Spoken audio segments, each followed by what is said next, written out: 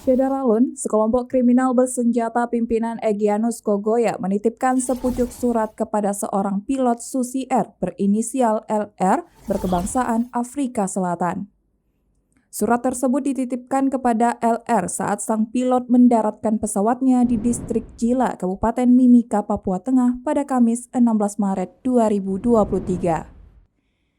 Proses penyerahan surat tersebut terdokumentasi dalam sebuah video yang didapatkan oleh aparat keamanan.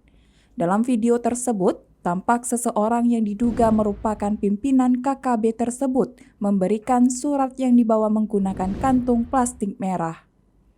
Kantung plastik berisi surat itu kemudian diberikan kepada LR. Faizal menyebut dari video tersebut terlihat salah satu anggota KKB memegang sebuah senjata api laras panjang. Ia menegaskan dalam proses penyerahan tersebut, pilot tidak mendapat perlakuan kasar. Pilot LR dilepas begitu saja setelah surat itu diberikan. Khusus untuk kelompok yang menyerahkan surat, Faizal mengaku personelnya masih mencoba mengidentifikasi.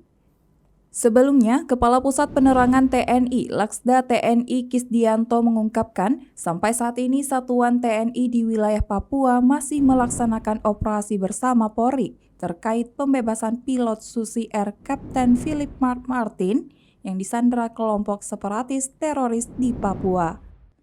Namun demikian, operasi penegakan hukum tersebut mengutamakan keselamatan sandera.